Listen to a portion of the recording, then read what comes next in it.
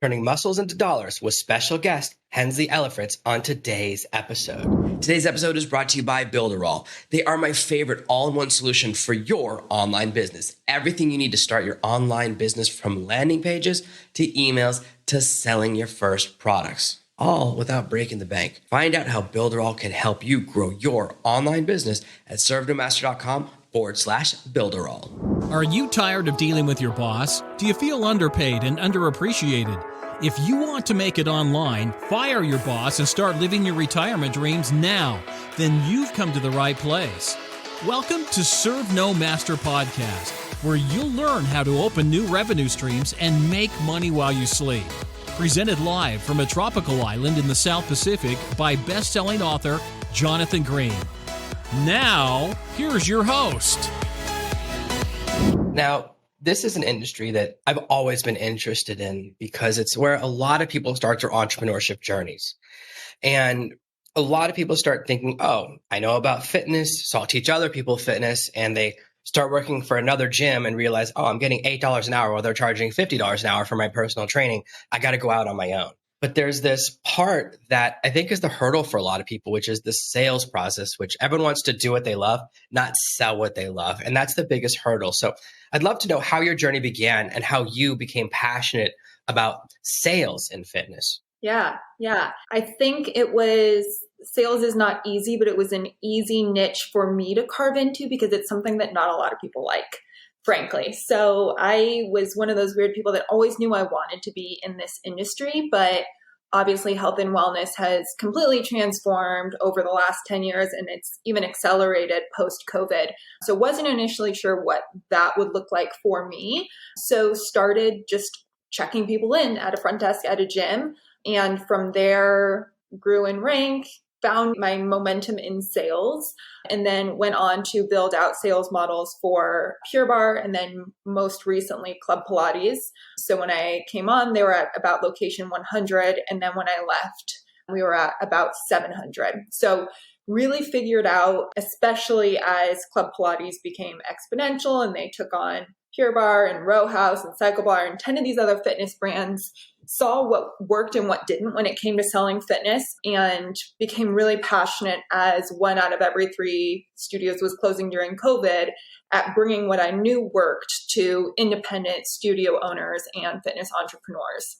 So that was end of 2020. I had no intent of starting a business. I really just wanted to consult and work for myself, but we have grown tenfold, and we've worked with a little over 100 brands in the last 2 years.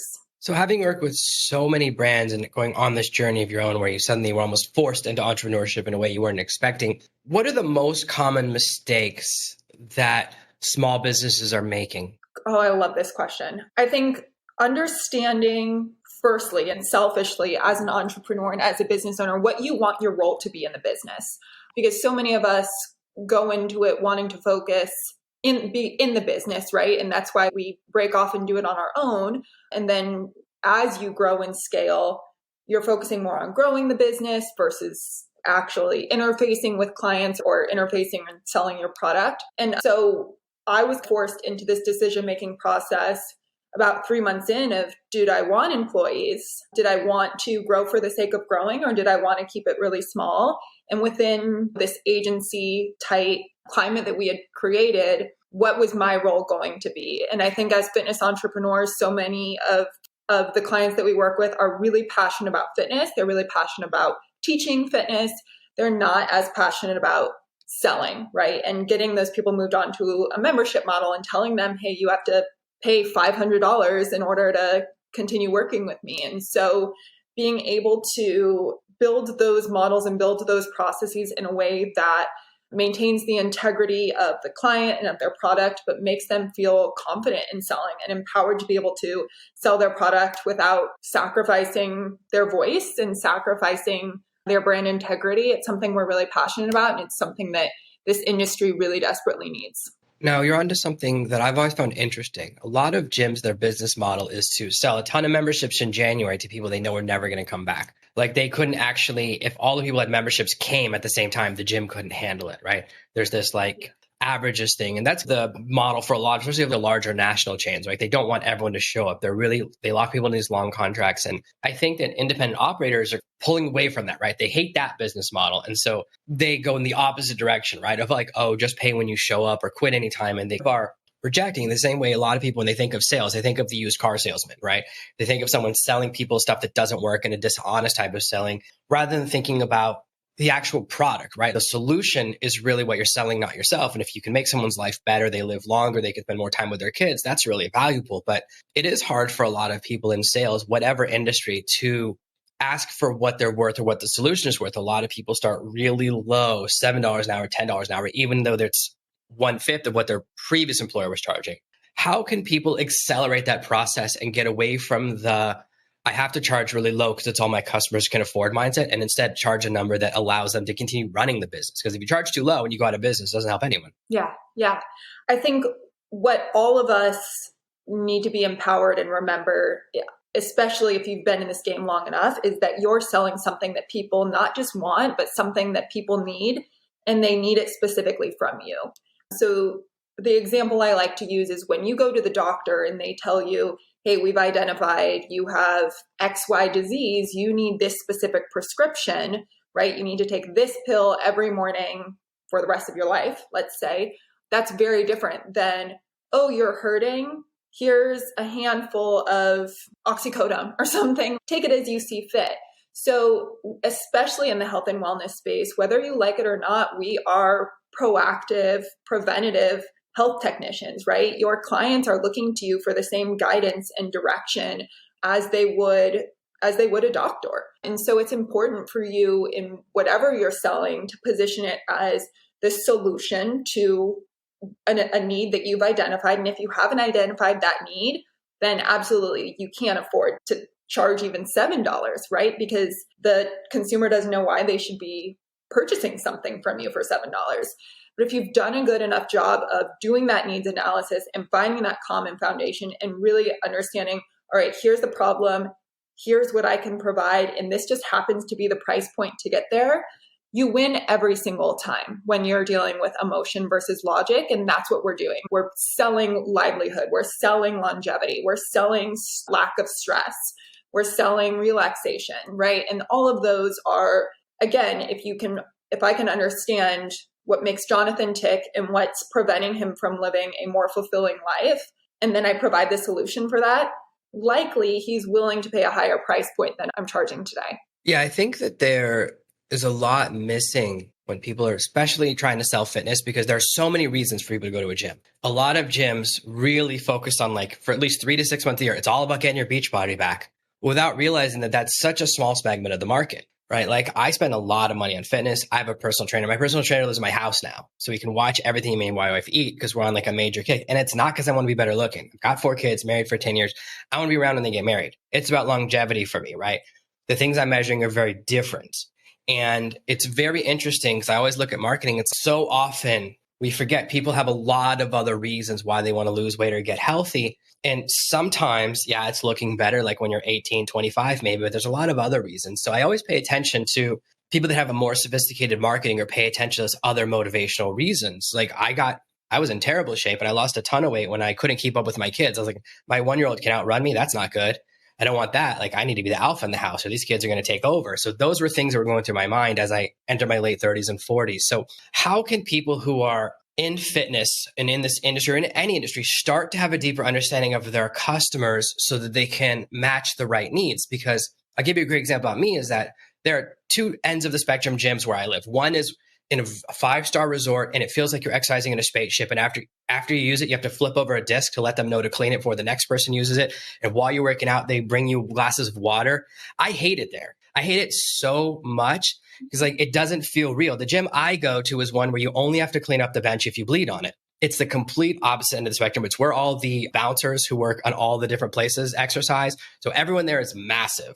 And I'm not, but I never feel that intimidation thing. I know some people don't like to work around massive, but I want to work somewhere dirty because I feel that way. I'm like, exercise is supposed to be dirty because then you feel like something's happening because it's hard, right? That one gym is air conditioned. The one I use is not. It's super hot. It's really smelly, but that's what I like. But most people would assume based on my lifestyle, and I've got 4 kids, I'm older, that I would like the more spaceshipy gym, but that's not what I like at all. Yeah. I want to point out a word that you used 4 times, which is one that we really harp on, and you use the word feel. And ultimately that's what we're selling, right? Because odds are, and I worked at a really high end gym for 10 years called Equinox, and same thing, right? Like at the time we were charging $250 a month. You could go across town and pay $10 a month for Planet Fitness. Same treadmills, right? The workouts pretty much going to be the same, but it was the experience, it was the feel, it was a sense of clout, it was the reputation. It was all of those things that you pay for experientially beyond just the workout. And ultimately, I can't sell you on that unless I know that appeals to you. And so what I implore all of you to look at before you continue to run, right? Slow down before you speed up, is really look at like the 2 or 3 clients that you're working with, or members, or whatever it is that you're selling to, that can either continue to come to you, continue to refer others to you, or that you have found the most ease in working with. Like when you work with them, you just feel like you're in your flow, right? You're not counting the seconds on the clock, because ultimately by polling those people, right? Understanding what are the commonalities between these people, what's keeping them coming back, those are identifiers of who your target avatar is. And ultimately all of us, I don't care what industry you're in, all of us are looking for going deeper before we can go wider, right? When you look at brands like Amazon and Lululemon and Nike, right? They came up with a very specific, Lululemon wanted to sell yoga pants to women. And today they have Mirror, right? Like Amazon the same way. They were an online bookstore. But you have to get really, really good at figuring out, this is our avatar. It's a man, male or female. This is how old they are, right? Envisioning exactly who this person is and seeking out those people first and figuring out how can I give that person the very best experience. Once you have that momentum, it unearths itself, right? Then the messaging comes out of that. And your brand voice comes out of that, and your marketing campaigns come out of that. But you really have to understand who you're serving and what unique needs they tend to share across personas to really figure out like what you're going to sell, right? And if I were selling you, ultimately, I wouldn't even bring up that gym, or I would have the courage to say, hey, we're probably not your spot. We're not going to have the best success serving you, and you're not going to have the best experience being here. One of the unique challenges of gyms especially is culture. Most of the interactions your customer have are with other customers. So with the physical business, like there are certain gyms, right, where everyone is super strong and it's unwelcoming to people that aren't huge, right? It feels like a strongman gym. And then there are other gyms where like strongmen aren't allowed, right? Like I know at certain gyms, if you lived above a certain weight, they're going to ask you to leave. You're too strong to work out here, right? We don't want that because it's intimidating to other people. How can you create the culture before it starts? Because you have to figure out, right? You talked about your customer avatar, what customers you want. And there are certain gyms, right? Like that women don't feel comfortable working out in, and there's certain gyms that I don't feel comfortable working out in. So it's totally normal, right? But how can you plan the culture before it starts and create an environment where people are nice to each other, right? Like there's certain gyms where you can ask someone to spot for you, and certain gyms where no one will ever help you. You're on your own. Don't lift too heavy. Save yourself, right? So how can you create like the right type of culture? Because I feel like that's one of the biggest hurdles for new gyms, because they just accept anyone and suddenly they have the wrong culture and they're not sure how to fix it. Yeah. Oh, this is such a good question. And you kind of answered it yourself. One of the big pieces of our curriculum, we work with each of our clients for 12 weeks, but we spend about the back third of it really focusing on client and member retention. For a few reasons, right? It's a lot easier. It's 6 times less expensive to keep a member than it is to generate a new one.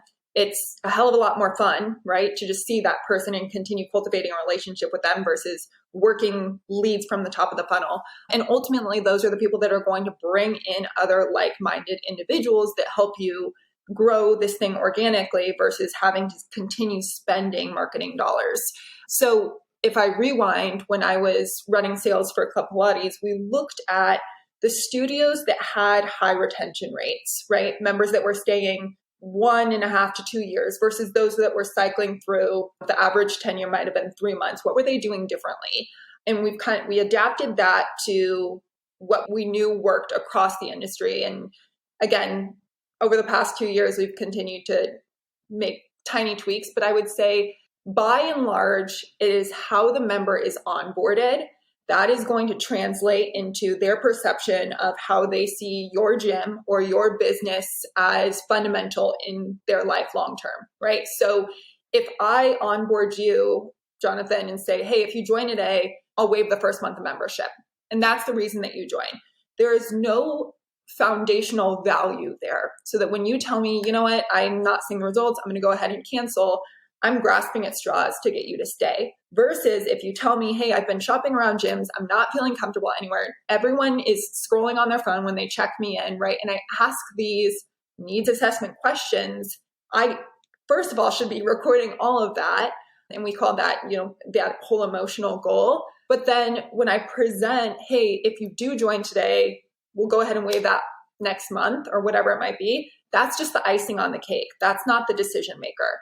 So it's onboarding your member or your client based on value and then having those touch points, i.e. speaking with them. Crazy enough, it's a very fundamental piece of your business regularly throughout their membership, but especially in their first 30 days. And what those sound is not just checking in on like, hey, how are you feeling? Or how's your progress? It's, how was your son's baseball game? Or I know you were out of town for the last week. How was vacation, right? Or I saw you add an extra weight to the barbell, like amazing job. We've been watching you, da-da-da. Or making a connection with another member. Hey, this person also, her son goes to XYZ elementary school. Because ultimately, people will cancel memberships. They won't cancel relationships. So the more that you can make this feel like if they were to cancel, they would be canceling all of these connections that they've created through your business. You have a member forever if you do it right. Okay, you brought up two things that are things I really like to talk about. The first is that a lot of people make the mistake of competing on price. My family, we ran a hotel for a couple of years and everyone saw our success. And so we went from competing with about 10 other hotels to about 500 got built in those 2 years. Everyone copied us. Every house turned into a hotel and they all started competing on price. So the price dropped by 90%. And we said, oh, we're not doing this anymore. So we got out of the business at the right time, sold off all our equipment a month before the lockdown started. Every single person who was competing on price went out of business. They lost massive amounts of money because they were competing on the wrong thing. What we learned is that when you drop your prices, you get the worst customers, right? Like our main revenue share was actually renting surfboards. After we made the biggest money, you buy a surfboard once, you can rent it 1,000 times. Much better than renting motorcycles because those you have to repair. Surfboard, you never have to fix. And we saw all these competitors focus on the wrong thing. And people that come in paying the lowest price, 90% less, they don't rent any of the amenities, right? They bring their own food with them. So they don't make money in the restaurant. So the chase to the bottom is what I know kills a lot of small businesses because there's this thought, how can I compete with this gym? It's bigger than me. And you dialed into the most important thing, which is what we talk about with any type of membership, which is people will stay for a community so much longer. People will stay so much longer if you have a Facebook group they love or a forum they love where they're meeting friends and connecting than if it's just the service. It's often the thought of you go to the gym, you get out and there's no interpersonal connection. I know some people come, they have the headphones in on the way out and the headphones in on the way out. They don't want to talk to anyone. Yeah. But that's just a small segment. Often we are afraid to interact with the customers, especially in the gym, like, oh, I don't want to interrupt anyone, right? There's like sometimes this thought. And so often the people there, especially the person that's the most aloof and alone, is the one who most wants attention. So I think you dialed into something that's so important, which is to get to know your customers. It's very interesting. Like one of the reasons my really experienced success in my business is that I just remember stuff about people. And I don't remember as much anymore. Now that I'm older, I have an app to help me remember when people tell me things, but I remember someone's hobby or if they're married or if their marriage broke up, like those small things do matter. And that's what people want. Like people want to feel significant. And it's not about who else is in the gym. It's about how you feel when you're there. So I think you're teaching something really important that a lot of people miss because, and it's hard. I know it's hard to build a small business. You're busy training one person. How can you help the next person? But I'll give you an example. My wife had a really good experience at a yoga studio last week. She went the next day and the person was like filming themselves and really aloof. And it was a different teacher. She came home. She's like, I don't know if that person was a teacher, but I didn't like them. They were not nice to me. And she's like, I don't even know if they're a teacher. I didn't find out. So it's very easy. It's so easy to lose a customer. And it's so hard to gain a customer. So it's creating that culture, especially as you start hiring staff. I've been to so many gyms. My wife and I went to a gym a few years ago where she asked the guy working in the gym for personal training help. And he was having her do extremely dangerous exercises for a woman. These were strongman exercises, some of the heaviest lifts. He's like, let's go straight to the clean and jerk, which she'd never done before. Heavy. Okay. Like really, and the weight's right above her head and her arms are wiggling and he's not watching her. So obviously I went crazy on the guy. We don't go to that gym anymore. We hired someone else to train us because it's so fast. One bad employee who doesn't take it really seriously, right, can kill your business. And also that business went out of business for a lot of other reasons. They wouldn't repair anything. So I fell through a hole in the floor. Like that's how bad they treated it. And it's the same guy, right? So when you put your business in someone else's hands, they can make or break your business. So when people want to scale, right? The next phase is I can't do it all myself. I have to start hiring people. What are the right things and what are some of the biggest mistakes people make when they start hiring?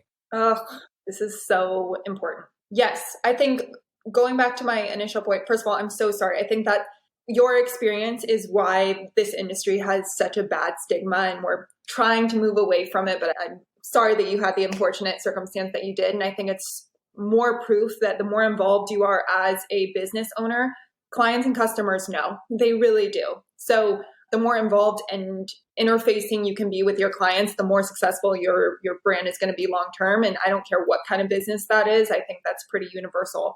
But going back to my initial point, understanding out of the gates, or at least pausing to make this decision now before you scale, what role you want to play in the business, because ultimately no one is going to care about your business as much as you do. It's a curse and a blessing at the same time. And very quickly I realized that I was wearing every hat and I wasn't doing it all well, but I was doing it perfectionistically. I was wasting a lot of time. So understanding what are the things that you want to do. And then on the flip side, what are going to be the roles that you then need to fill, right? I knew that I was going to be great at selling. Go ahead. So at selling the business. And so I needed to find someone who was going to be really operationally sound, really good at understanding brand identity and marketing strategy, and then someone who was going to help with graphic design and social media and so forth. And my whole thing, and a lot of what we teach our clients, is how to hire and manage their staff. But if they can do it 75% as good as you on the first round, and then 90% as good as you. And I know that feels hard, but after 30 days, it's something they should own long term, is my stance. And ultimately that allows you to stay ahead and be at the helm of your business versus being in the trenches with it and just, trying to keep your head above water. Yeah, I think that kills a lot of different types of businesses is that you're like, oh, I'm too busy to hire someone, right? Or they wouldn't do it as good as me. And there's this idea to hire the panacea employee who's like, the employee is better than me. Well, if they're better than me, they're probably going to start their own business. That's happened to a lot of my employees. They went off and started their own businesses. And there's this fear of, oh, they won't do it as right. And so we sometimes you focus on the technical skill, not the soft skill, like how do they interact with customers. I've had certain employees who I was like, you can never talk to a customer. They were in the non-customer facing part of the business. They're amazing at their technical skills. I was like, your personality is terrible. You're great at your job. Don't ever talk to a customer. You'll never do customer support. You'll never be in front of house. And other people, they're very good soft skills. They're friendly. They're able to talk people out of refunding. They're able to make people feel comfortable and create those results. And those people are front of house. I feel like, especially for a fitness type business, a lot of the hiring you do initially, you're like, well, I have to hire really good looking people, or I have to hire people with a lot of technical skill, or they just hire people like straight out of high school and they say, oh, we'll just get you on the path to getting your certification. So they hire people with no skill at all because they can really low pay them. So these are some of the mistakes that I've seen. Obviously, you know a lot more than me. What are some of the ways to do better decision making? I know the first thing you said, which is so important, is like make a list of the roles you want to fill, because a lot of people just fill roles based on emergency. Like, oh, we really have this problem. We need to hire someone, right? And they end up with kind of a patchwork of employees instead of a strategic hiring. But what are some, when you're actually talking to someone or when you're posting an ad, what are some really big mistakes you can make? And what are the right ways to correct them with your hiring process? Yeah, I think this is a loaded question, but ultimately the best candidates are already employed. So they're not going to be actively seeking jobs on LinkedIn or Indeed or whatever it might be. So if you want top talent, what we teach our clients is how I found all of my team members. None of them were actively looking for roles. I had to approach them. And ultimately, none of them were, I would say, cookie cutter candidates for the roles that they were in. So being able to prioritize coachability and desire for growth. I think if you can find someone who is coachable and desires growth within your organization, certainly there are certain skills that are not teachable, right? I would say creativity. People are either creative or they're not, or organizational or, math minded, like understanding, yes, there are certain, for a marketing position, I would never hire someone who again, doesn't want to be customer facing and deals in Excel all day. But if you love it and you want to learn and you're hungry, I think I will take that all day over pedigree and professional reputation. I think you've dialed into something that's really critical. I don't know where any of my employees have gone to college. I very rarely look at resumes. When people send me a resume, I'm like, that's the least important piece of information because my resume is terrible. I had a misspelling on my resume for 10 years and didn't realize it. And I was teaching English. And it's like, I was still getting hired all the time. That's why I never noticed it. I didn't change my resume until I was 30. I had the same resume from 18 to 30. But a lot of larger companies, right? They have the resume or they have you fill out the form. They really don't care. They don't look at it, right? It's like, do you pass the post? And then the rest of it's the important part. And when I hire employees, it really is, can you do it or not do it? And again, I love you talk about being teachable. A lot of people think, oh, I can't, they don't apply for jobs that they would get because they think, oh, I need to have these pre-existing skills. And there are some jobs that are specific, like graphic designer. Obviously, you have to have graphic design skills, but my video editor, no video editing skills. His resume doesn't mention video at all, but I simply send out a 2-minute clip to about 50 people and he made the best video. Yeah. So I was like, well, no, you're a video editor now. Surprise. Like there's this assumption that people make when looking for jobs that they're very limited. Oh, I didn't go to college, or I don't have this skill, or I don't have this experience. And I'm always interested in this. There's a lot of jobs in social media and email marketing that I'm not qualified for because I haven't worked for a large company for 5 years in social media. I don't have a social media degree, right? I only have a track record of very large revenue for running my own business in social media, but that doesn't count, right? I ran my own SEO agency and made a lot of money when I started out in 2010, but that doesn't count. So a lot of large companies do have really bad hiring processes, which I see as the opportunity for smaller businesses. I love the people that a larger company won't hire because then they won't poach them from me, right? Then I have someone I can really teach and grow. And that's so important. Teachability, you're absolutely right, and coachability. What I look for when I'm hiring someone really is someone who has a little bit of experience, or at least understand what I'm talking about. And then they have that desire to grow. Because sometimes I get employees and I go, hey, I'd like to move you up to manager. They go, oh, I don't want a promotion. I'm like, well, okay, that you won't get another offer. You get that one chance, but that's it. But that's what some people want. Yeah. So I think you're talking about something really important. So a lot of people who are listening are underestimating themselves, thinking, oh, I could never do this job because I don't have a bunch of experience. But mostly, yeah, it is like likability, kindness are so important. Being comfortable around customers, being comfortable learning new things and admitting when you don't know how to do something. Like I have this policy, you can make a mistake once, but don't make it twice, right? You should learn from your mistakes. That's what I really look for. So I think this is really helpful to people that are listening, whether they're thinking of starting their own business or looking for that next job. And I really like talking about customer retainment because a lot of people don't talk about that. Everyone talks about the initial customer, and you're exactly right that it is really, really hard to get a new customer. I know this, I've been doing this for over 12 years now. Keeping a customer is where the magic happens because the customers who fall in love with you are the ones who will buy whatever you have. They'll take every upgrade. They'll invite all their friends, and they become like the core of your business. So for people who want to learn more, whether they want to learn more about fitness or just more about a lady running her own company, kind of showing that things can really be done these days, where can people connect with you online and find out more about what you have to teach and do? Yeah, I would love to connect with you, even if it's not to work with me. I always say, like, if you're watching this, I'm already proud of you, but I would love to be able to tell you that, at least virtually, because this is hard and we're all kind of in the eye of a storm, and it's hard to remember that there are other people that are doing the same thing and having the same challenges as you have right now. So our website is Reboot, REBOOTFC.com. And my email is just Hensley, HENSLEY @rebootfc.com. Amazing. We'll put that in the show notes and right below the video on YouTube. Thank you so much for being here. I really appreciate you giving us so much of your time. Yeah, thanks for having me. And again, congrats to all you guys. Thanks for listening to today's episode. Making that first dollar online doesn't have to be daunting. I've got you covered. Get my free guide on how to make your first $1,000 online right now at servemaster.com/1K. Thank you for listening to this week's episode of the Serve No Master podcast. Make sure you subscribe so you never miss another episode. We'll be back next week with more tips and tactics on how to escape the rat race. Please take a moment to leave a review at servenomaster.com/iTunes. It helps the show grow, and more listeners means more content for you. Thanks again, and we'll see you next week.